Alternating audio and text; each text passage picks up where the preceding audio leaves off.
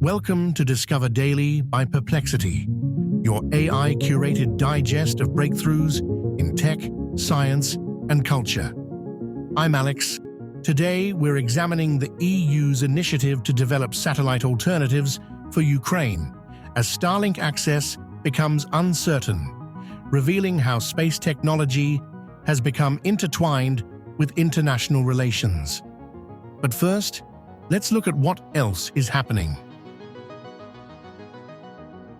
Our first story takes us to the North Sea, where a major maritime incident has unfolded. On Monday, March 10, 2025, the US-flagged oil tanker MV Stena Immaculate collided with the Portuguese-flagged cargo ship Solong off the coast of East Yorkshire, England.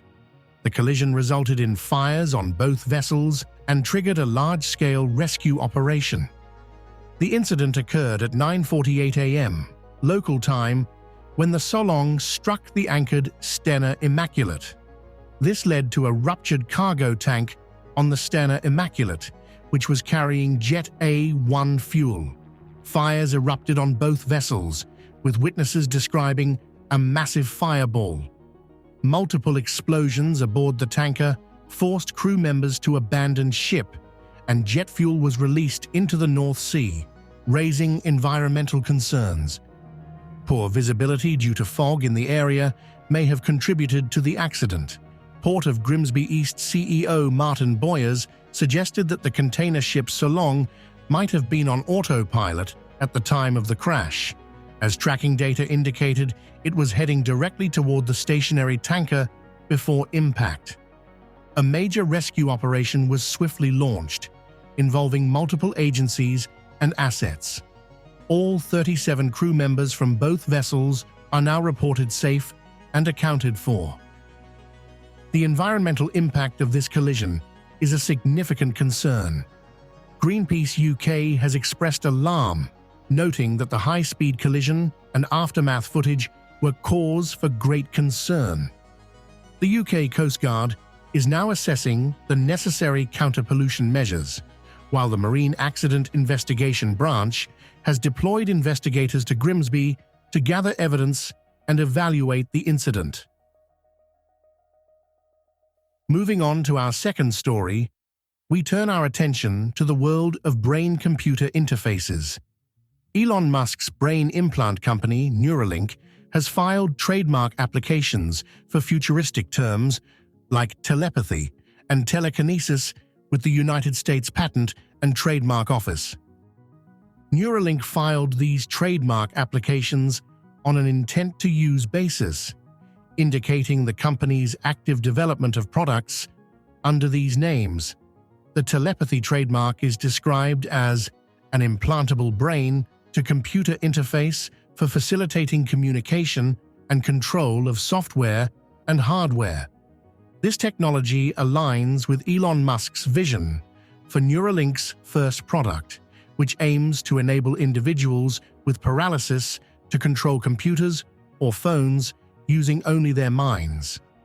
Currently, Neuralink's technology involves a brain implant that collects neural signals and software that translates these signals into cursor movements on a computer screen.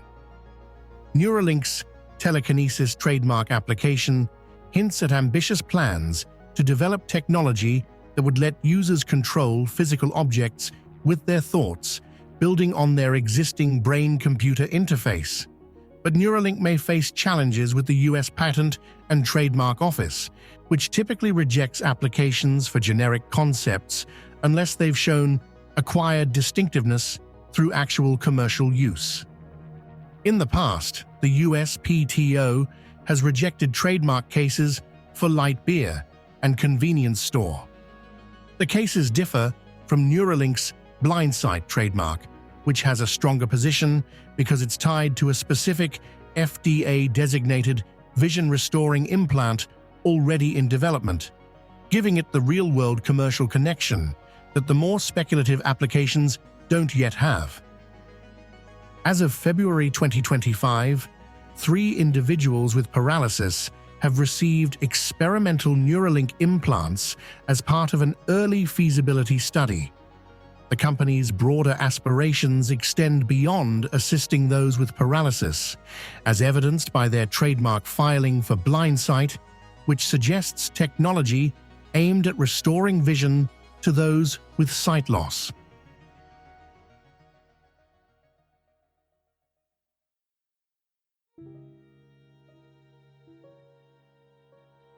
Now, let's look at our main story of the day: the European Union's efforts to help Ukraine replace Starlink. The European Union is actively working to reduce Ukraine's reliance on Starlink by exploring alternative satellite communications solutions. This initiative comes amid concerns over Starlink's availability and the challenges of replacing its extensive capabilities. Ukraine's dependence on Starlink for critical communications is significant. According to Mikhailo Fedorov, Ukraine's digital minister, approximately 40,000 Starlink terminals are currently operational throughout the country. These terminals provide essential connectivity for government functions, healthcare operations, and military communications. The need for satellite internet has become crucial in Ukraine due to the ongoing conflict.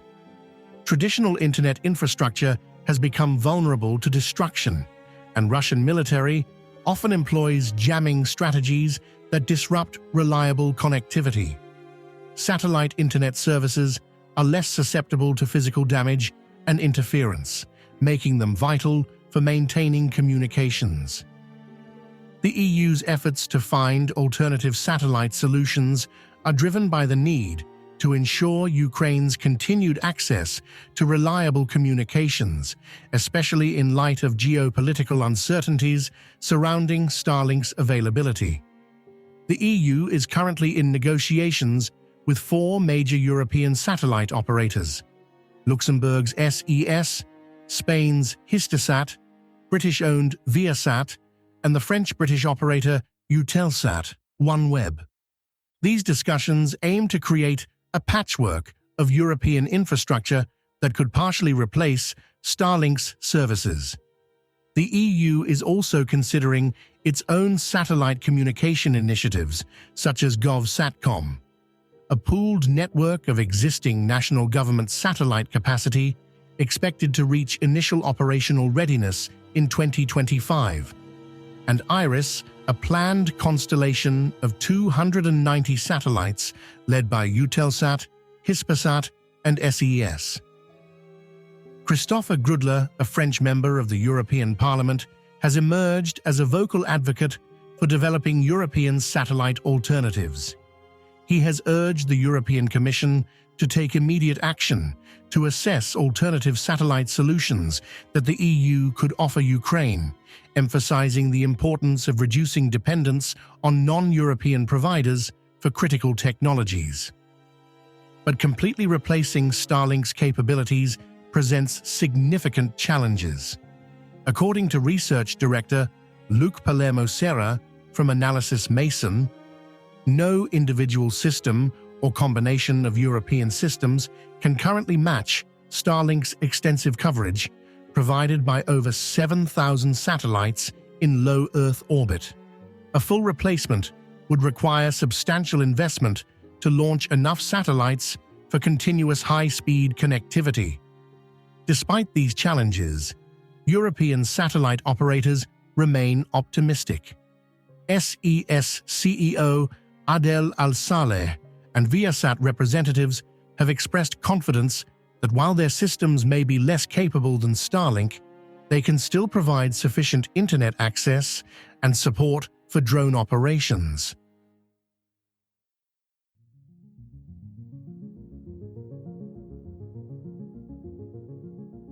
That wraps up today's episode of Discover Daily. Before we conclude, a brief note from Perplexity. Our new deep research feature, launched earlier this month, now analyzes hundreds of sources in minutes.